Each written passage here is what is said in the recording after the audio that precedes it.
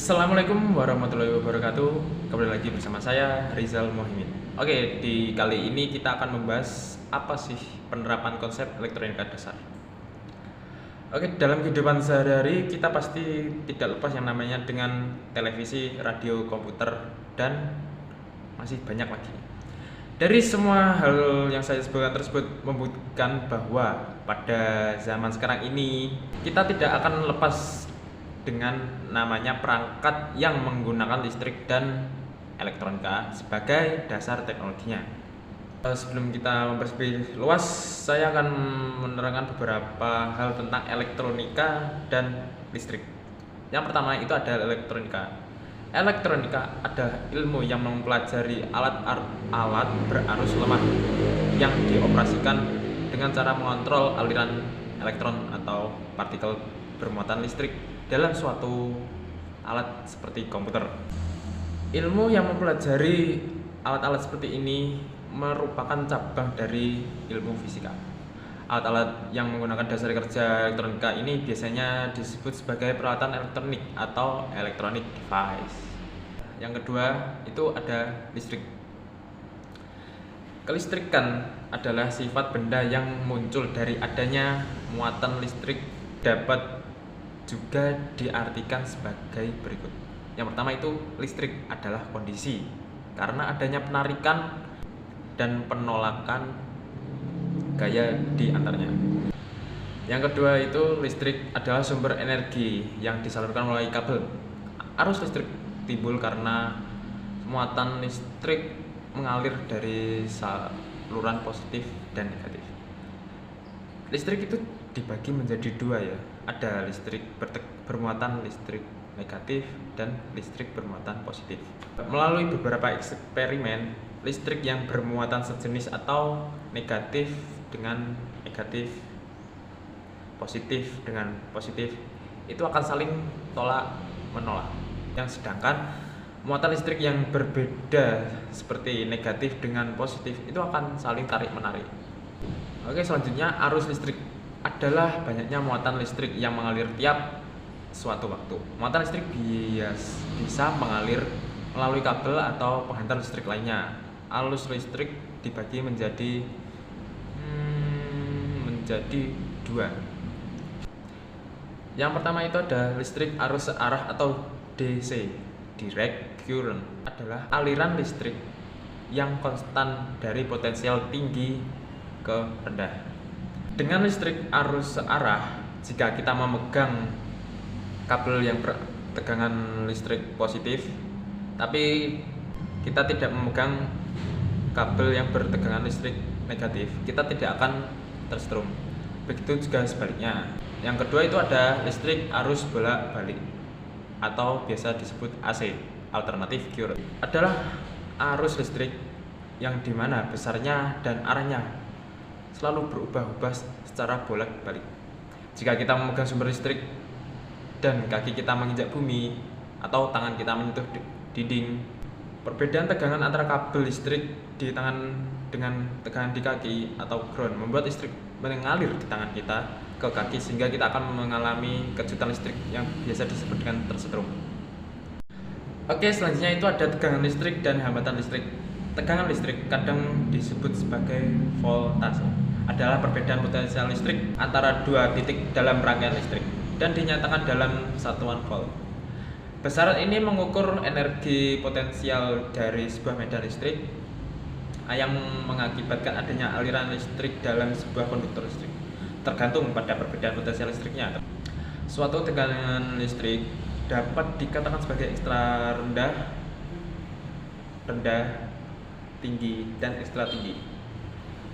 Yang berikutnya itu ada hambatan listrik. Hambatan listrik adalah perbedaan antara tegangan listrik dari suatu komponen elektronik, misalkan resistor, dengan arus listrik yang melewatinya. Ini pasti kalian pernah melihatnya kan di beberapa alat elektronik. Nah, saya akan menjelaskan beberapa komponen yang berada di dalam. Yang pertama itu ada resistor. Resistor atau yang biasa disebut weerstand dalam bahasa Belanda akan memberikan tahanan atau penghambat terhadap perpindahan elektron. Resistor disingkat dengan huruf R besar. Satuan resistor adalah ohm. Kemampuan resistor untuk menghambat disebut juga resistensi atau hambatan listrik. Nah, bagi kalian yang belum pernah melihat resistor itu seperti apa, ini gambarnya.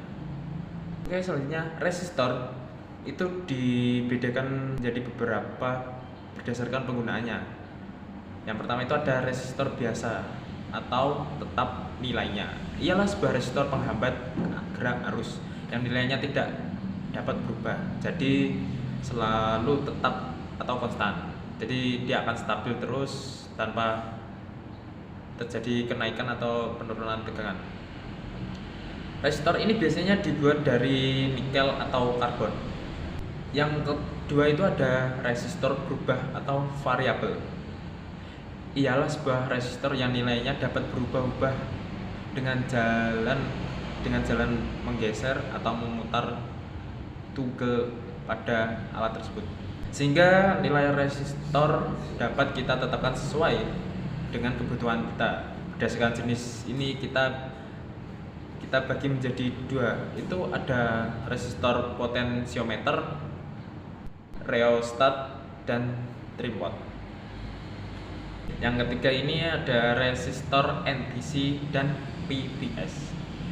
NTC atau negative temperature coefficient ialah resistor yang nilainya akan bertambah kecil bila terkena suhu yang panas dari matahari.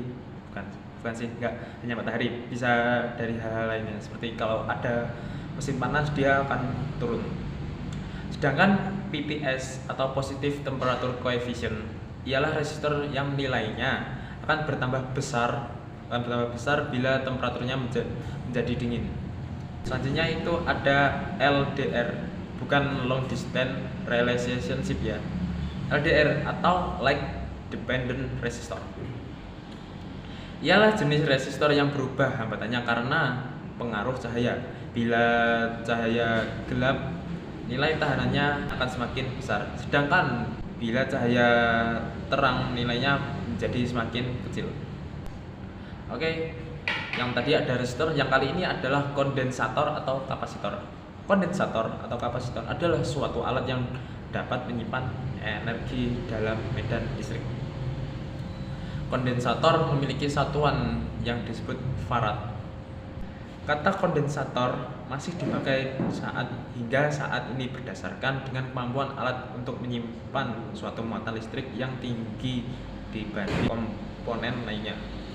Kondensator diidentikan mempunyai dua kaki dan dua kutub, yaitu positif dan negatif. Jadi di antara kedua kaki ini pasti mengandung kutub positif dan kutub negatif.